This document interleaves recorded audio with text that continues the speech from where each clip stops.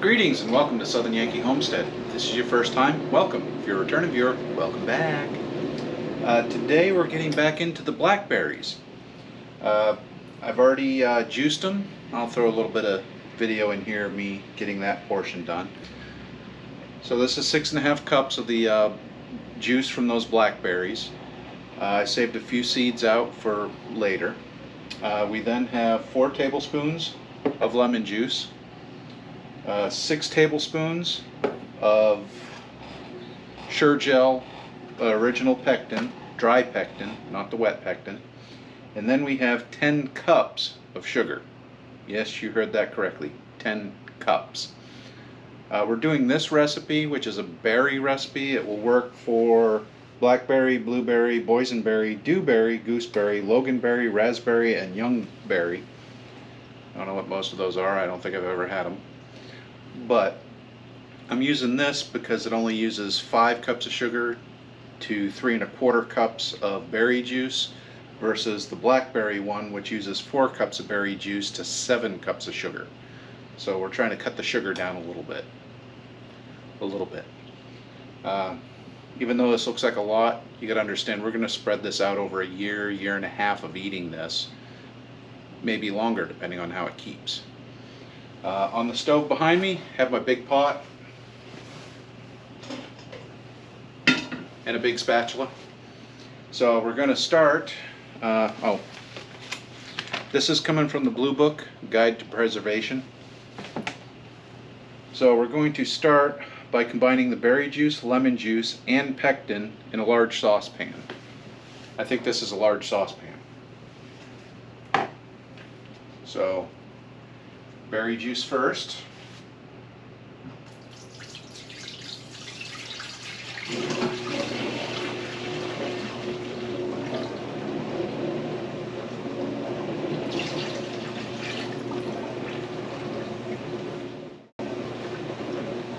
And lemon juice. Then finally, I'm going to go ahead and drop in the pectin.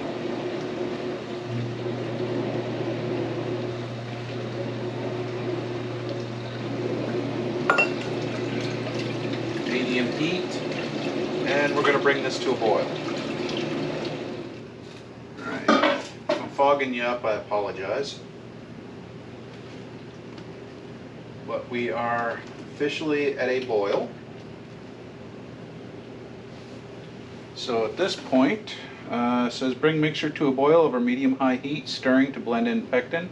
Add sugar, stirring until the sugar is dissolved. So here comes 10 cups of sugar.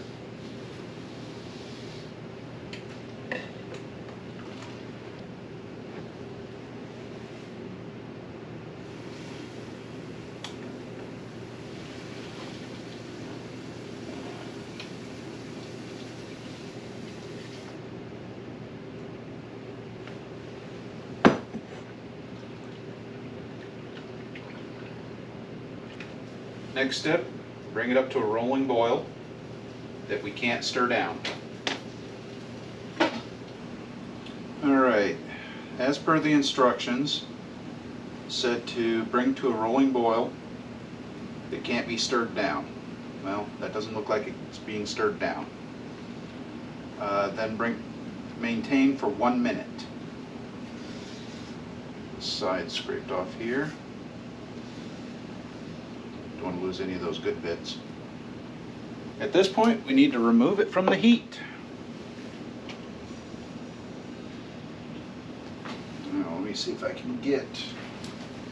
At the same time I was preparing that, I went ahead and brought this up to temperature.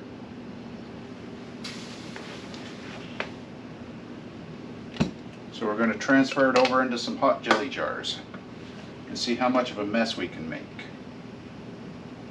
Turn that.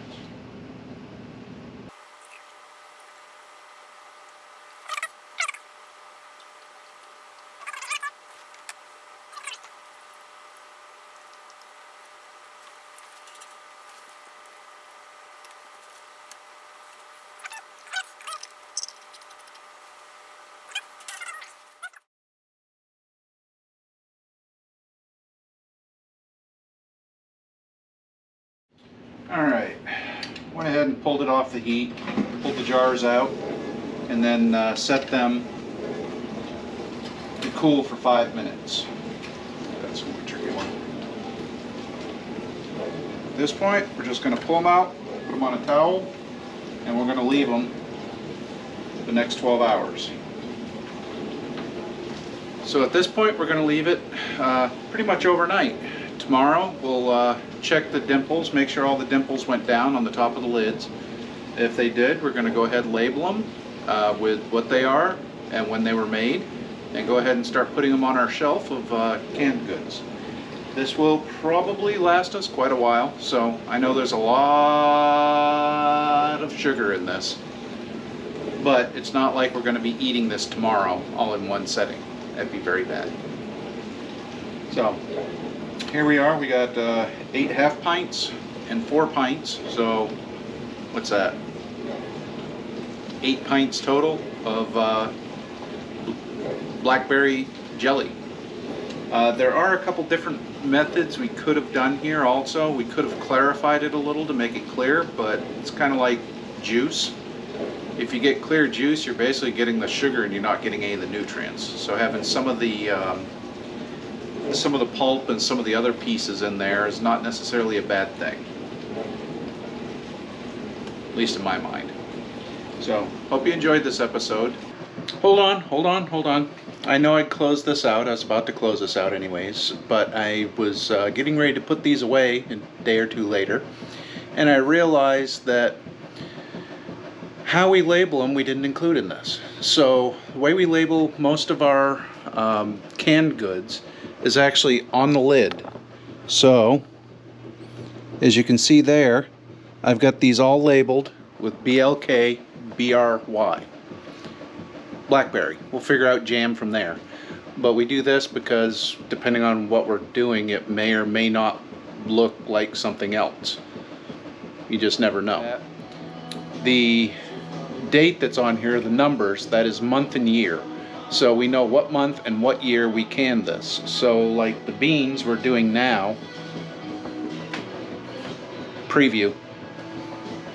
So the beans that we're doing right now won't be our only batch of beans. They will end up getting a month and a year. That way when we put them up on the shelf, we'll know when each batch was made. That does 2 things. First, if we get a bad batch, we know throw out all of them that are in that month category or in that grouping. Second, tells us which ones to use first. Use the oldest first, of course. Another side note to this is when you're labeling them this way, I lost my screen. There we go. When you're labeling them this way, label the disposable lid, not the jar. Found out the first time I did this, I labeled the jar, which looked nice. You could see it right from the side, but when you were done and you pulled the label off, there was still residue left on the jar itself. The lid, we don't reuse the lids. That gets thrown away. So therefore the label gets thrown away with it. Anyhow, hope you enjoyed this episode. Please subscribe, comment, and like. You know, that whole YouTube thing. That's what will someday make us famous. Or infamous. I don't know which. See you in the next video. Bye.